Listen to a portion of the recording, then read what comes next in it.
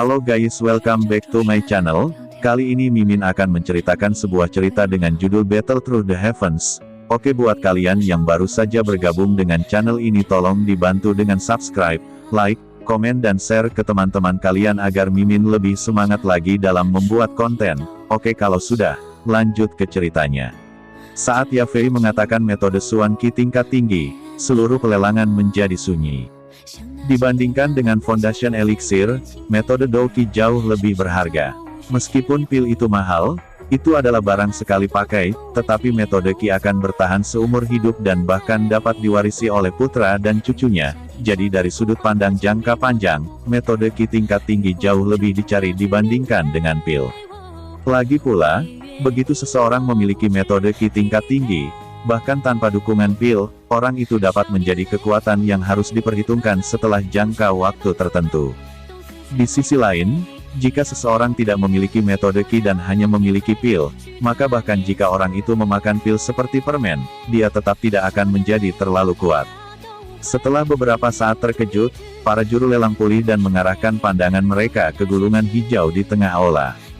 Bahkan Yafei yang menawan sepertinya telah dilupakan. Duduk di barisan belakang, Xiao Yan menghela nafas.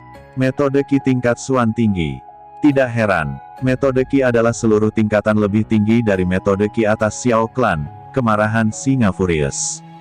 Tidak heran bahwa 3 pemimpin klan di kota Wutan datang ke sini secara langsung. Jadi mereka semua menembak untuk ini. Tingkat Suan tinggi. Menonton gulungan hijau yang tidak bergerak, Xiao Yan secara naluriah menjilat bibirnya. Untuk memiliki gulungan itu pada dasarnya berarti bahwa mereka memiliki izin untuk menjadi Dou Z teratas dan setelah beberapa dekade, akan ada kekuatan baru yang akan menyaingi 3 klan di kota Wutan.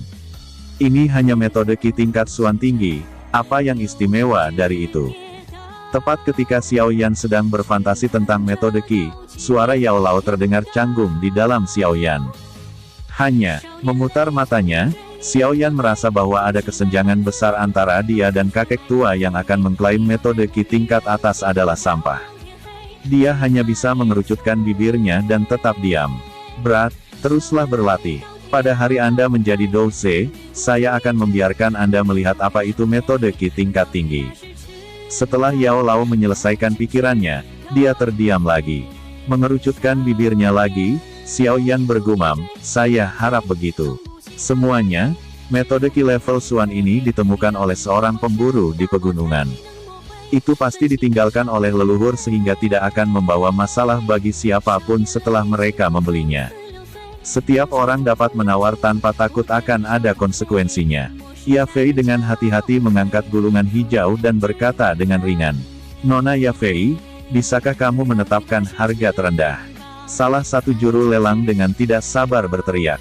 Menjaga senyumnya yang menawan, Yafei berkata, nyanyian badai, harga terendah, 200.000 koin emas.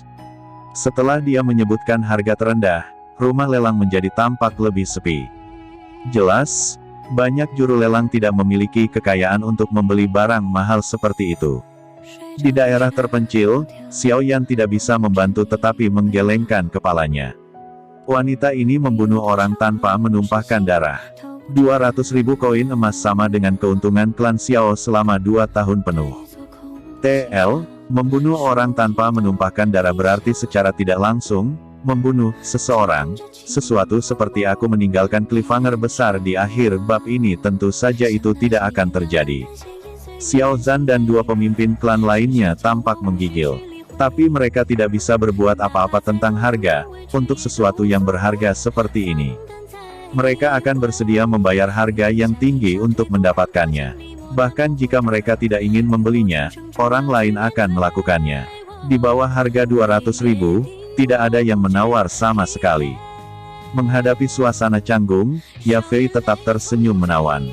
Dia tahu bahwa daya tarik metode Qi ini sangat besar sehingga orang akan rela menggunakan seluruh kekayaan mereka untuk membelinya. Sama seperti prediksinya, kurangnya tawaran tidak berlangsung lama. Seorang pria parubaya yang hampir botak dengan gemetar berteriak, 210.000. Xiao Yan melihat ke arah suara itu. Dia mengenal pria parubaya botak ini. Pria botak itu adalah pemilik toko senjata yang hampir memonopoli seluruh pasar senjata di kota Wutan. Meskipun dia tidak bisa dibandingkan dengan 3 pemimpin klan, dia masih cukup kuat. 230.000.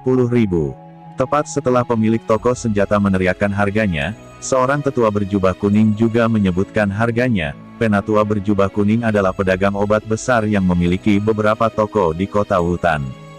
Seperti pria parubaya, dia tidak bisa dibandingkan dengan 3 pemimpin klan, tetapi bagaimanapun, dia cukup kuat.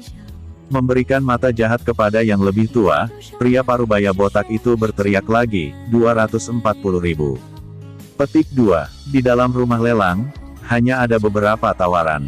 Bagaimanapun, harga 200.000 sudah cukup untuk menghalangi sebagian besar juru lelang dari penawaran. 300.000. Tepat ketika 2 sebelumnya akan berhenti menawar, Jia Laibi di baris pertama akhirnya memanggil tawarannya. Setelah Jia Laibi memanggil tawarannya, keduanya mundur tanpa daya. 330.000. Di kota Wutan, satu-satunya orang yang bisa menyaingi klan Jia Lai adalah klan Xiao dan klan Aoba. Harga ini disebut oleh pemimpin klan Aoba klan Aobapa. Dengan dingin melirik Aobapa, Jia Laibi dengan dingin berkata, 350.000.